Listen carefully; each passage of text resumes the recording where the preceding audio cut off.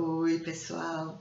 Então, vamos hoje para o nosso quarto vídeo, né, do grupo de pesquisa, literatura, educação e dramaturgias contemporâneas.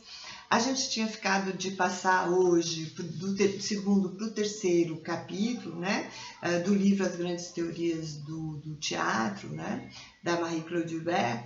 Mas eu lembrei, né, relendo algumas coisas para a gente poder aprofundar um pouquinho mais essa nossa conversa, eu lembrei de um autor com o qual eu trabalhei muito durante o meu mestrado e meu doutorado, que é o Anatole Rosenfeld, né? E eu retomei aqui esse livro dele, que é o Teatro Épico, né?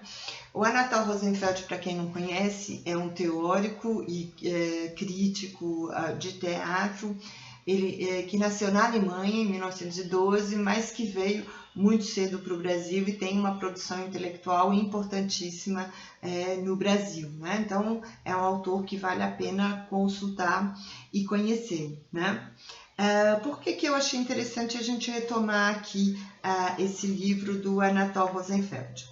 Porque ele vai dar um viés para a discussão de um panorama histórico bem mais resumido que o panorama que a Marie-Claude Hubert faz, né? Ele é bem mais resumido, bem mais denso, né? Um livro pequeno, mas ele é mais denso, né? E no qual ele vai começar por uma retomada dos gêneros, né? Os grandes gêneros já estudados por Aristóteles, né? E vai dizer, que vocês já devem ter trabalhado também isso no ensino médio, já devem ter estudado um pouquinho, né? O gênero épico, o lírico e o dramático, né? E ele vai falar um pouquinho, né? Dentro do gênero épico, a manifestação principal seria a epopeia, né? Tem muito material sobre isso na internet que vocês podem dar uma olhada, né? Mas só para retomar um pouquinho isso, em geral, as epopeias, né, que a gente aprende na escola muito mais frequentemente são a Ilíada e a Odisseia, né? Sempre partindo lá dos gregos, mas a gente não pode deixar de pensar e de estudar que as epopeias, vão haver epopeias africanas, iranianas, né? Então a gente vai ter essa manifestação da epopeia de outros povos também. Isso é muito interessante. Tem bastante material na internet sobre isso, né? E a gente viu que o livro da Hubert peca, vamos dizer assim, por uma perspectiva muito eurocentrada, né? Então ele vai falar um pouquinho dos gêneros e vai falar que esses gêneros eles podem ter um caráter substantivo, a epopeia, a lírica, o gênero dramático, ou ele pode ter um aspecto adjetivo, né? Ou seja, você tem um texto dramático com elementos épicos, né? Então, a poesia dramática, depois com o desenvolvimento do romance, que vai partir da epopeia, né? Isso vocês podem retomar lá o Bakhtin para lembrar um pouco isso. Vão ter elementos épicos dentro do romance, né? Um romance lírico, a gente vai ver então que esses gêneros na atualidade eles vão se misturar, né? Então ele vai desenvolver essa ideia de um significado adjetivo, né? Dos gêneros. Ele vai trazer os elementos estilísticos principais de cada um, né? E desses gêneros, e vai dizer que a épica ela tem principalmente a ideia de narrar ações, né? Então ele vai dizer, por exemplo, que na épica o pronome usado é ele, né? Então tem um autor aí que vai descrever um personagem, né? Na lírica é o eu lírico, né? Como a gente diz, né? Do poeta. E no gênero dramático é a relação eu-tu, o próprio personagem, através de um processo de mimesis, de imitação, que a gente também já falou, ele toma a fala, né? Então, ele se caracteriza pelo diálogo, justamente, né? Ele vai falar um pouquinho do diálogo e depois ele vai tratar um pouquinho do teatro medieval, né? O que foi pouquíssimo tratado pela Hubert, né?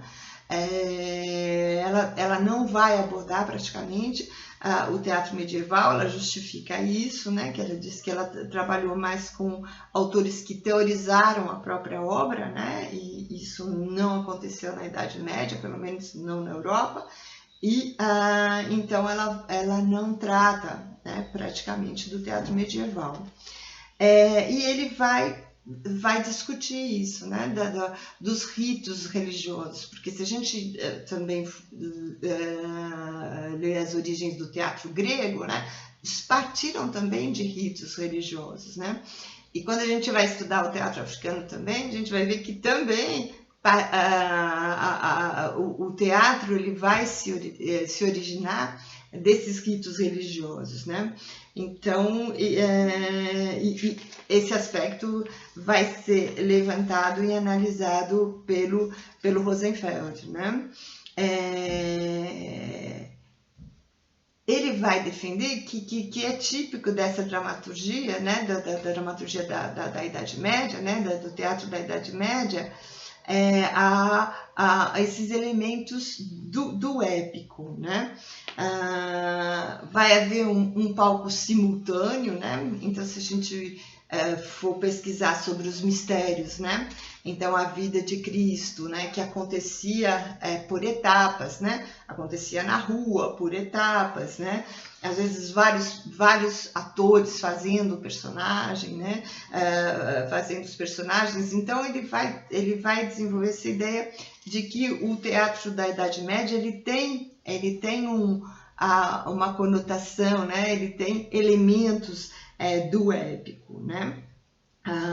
As representações tradicionais da Paixão de Cristo, né? Como ele vai desenvolver, né? E ele vai dizer também, já nesse início, que isso vai influenciar a obra do Brecht também, né? Então, não só a épica, mas esses elementos épicos do teatro da Idade Média, né? Depois vem, ele vai desenvolver o drama barroco, né? Como a Hubert vai desenvolver também, né? As moralidades, ele vai falar das moralidades, que é outro tipo de manifestação do teatro da Idade Média, né? No século XVI. Ele vai falar de um autor importantíssimo, do qual Hubert não vai falar, porque se trata de um autor português, que é o Gil Vicente, né? Muito importante. Se a gente volta para a epopeia também, a gente pode lembrar dos Lusíadas de Camões, né? Que também não é citado. E ela vai falar, e ele, né? O Anatole Rosenfeld aqui, ele vai falar do teatro jesuíta, né? Que vai ser importante também na história do teatro ocidental e também na história do teatro africano, né?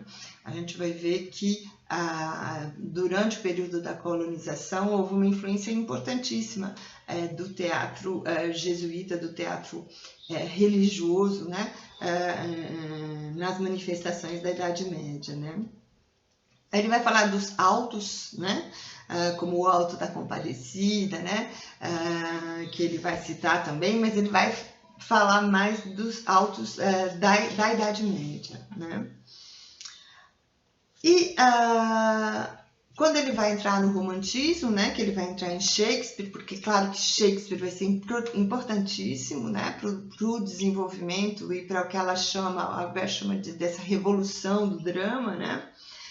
E dentro desse capítulo 2, então, da Hubert, já fazendo a ligação entre Hubert, da Hubert, já fazendo a ligação entre o livro do Rosenfeld e da Hubert, nessa revolução do drama, tanto a Hubert quanto o Rosenfeld vão falar de um autor importante, um teórico importante, que é o Lessing, né? O Lessing vai teorizar toda essa construção do drama, né? Já anunciando o romantismo, né? A Hubert vai contar uma anedota interessante, né, sobre quando a França descobre o Shakespeare, né, nas primeiras apresentações do Otelo, né, da tragédia Otelo de Shakespeare, as mulheres desmaiavam, tinham reações indignadas, né, os homens também. Como poderia aparecer uma cena de assassinato, né, em cena, né, que é o Otelo, né, na peça Otelo de Shakespeare, quando o Otelo mata Desdémona, isso acontece em cena, né. Os assassinatos, né, as grandes cenas de violência na tragédia, né, do classicismo, na tragédia grega, aconteciam fora de cena, né, porque existia um elemento importante que era o decoro, né? Então, essas ações não poderiam acontecer dentro da cena, né? Então, o Shakespeare, né, vindo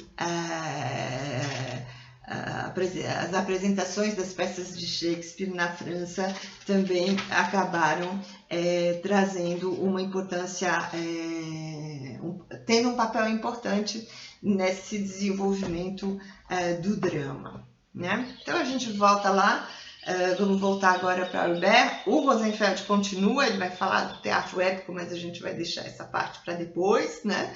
Para quando a gente entrar no capítulo 4, porque aí vai ter uma relação mais próxima do que a gente vai falar no capítulo 4 da Hubert.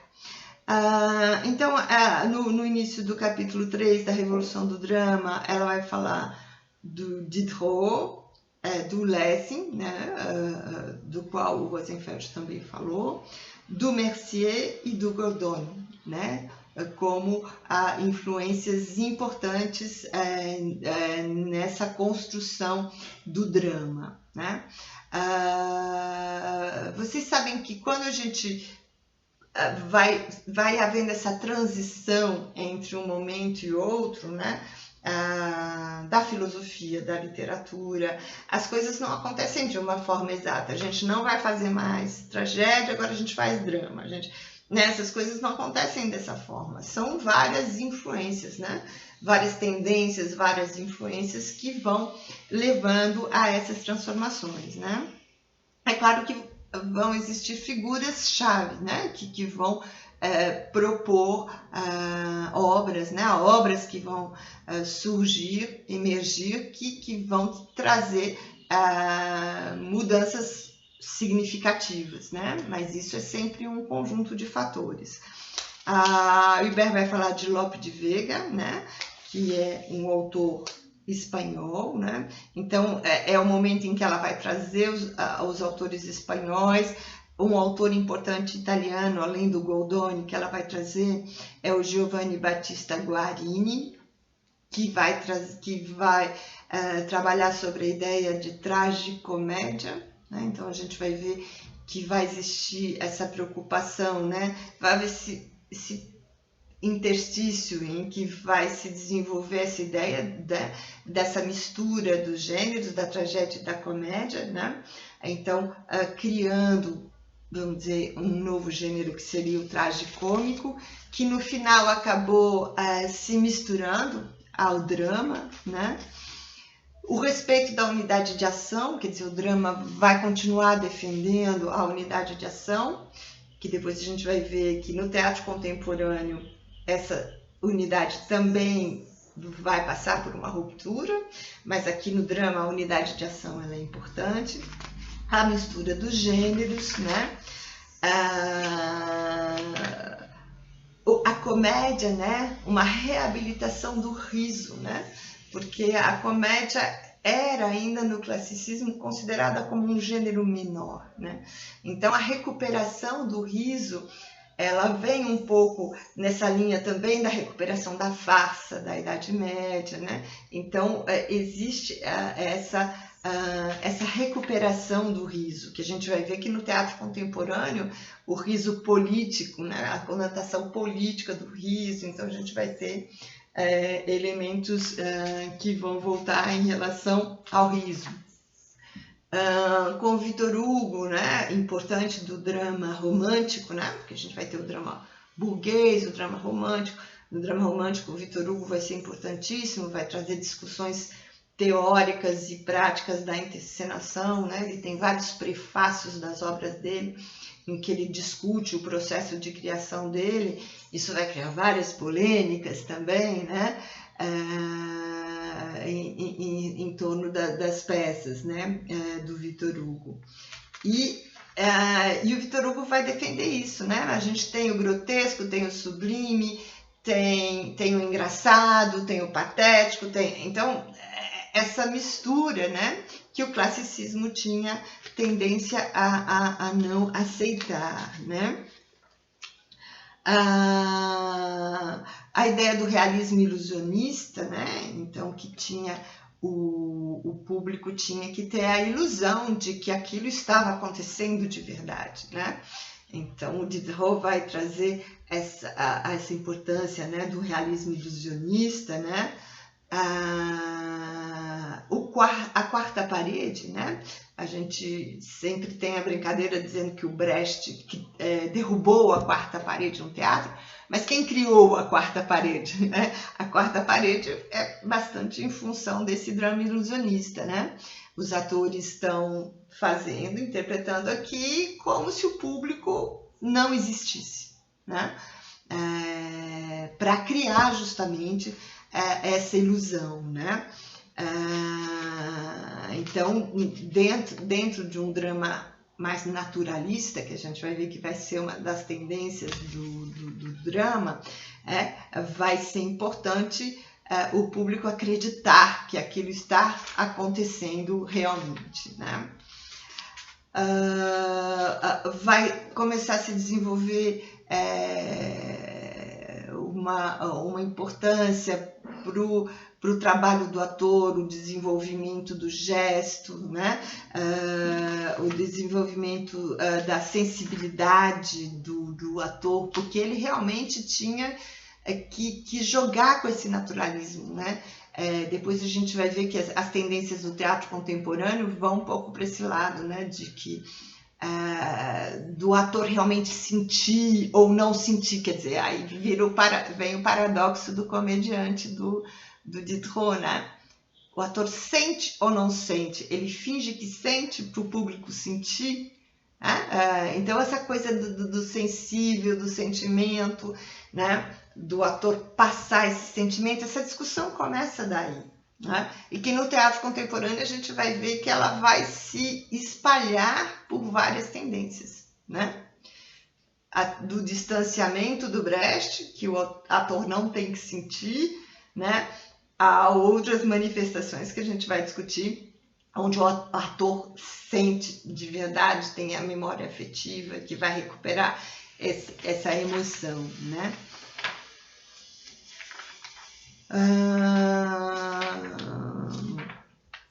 A gente vai continuar, é o capítulo mais longo, né, da Hubert,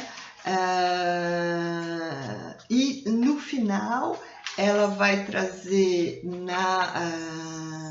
na questão do teatro naturalista uma figura importante, que foi importante tanto no romance quanto no teatro, que é o Zola, o Émile Zola, né?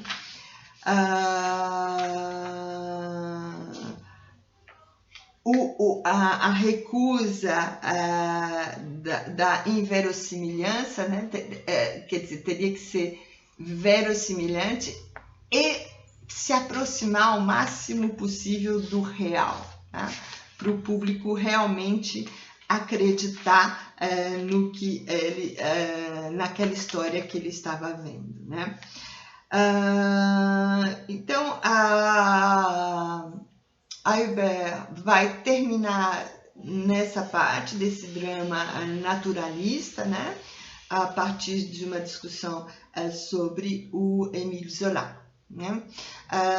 Eu pretendo gravar um pequeno vídeo sobre como a teoria da enunciação pode ajudar a gente nessa análise que a gente vai fazer dos textos dramáticos, né? E para isso eu vou retomar um pouquinho o Rangaer, né? O Jean-Pierre Ranger, o Rangaert, né? Eu já ouvi vários modos de pronunciar o nome dele diferentes, né? Cujo livro a gente falou lá no comecinho, né? Que a gente vai trabalhar também. Mas eu vou fazer, então, uma ponte para a gente começar a falar da teoria da enunciação antes de entrar no capítulo 4, né, da Hubert, que é o rumo à modernidade, tá? Então, a gente vai fazer um pequeno...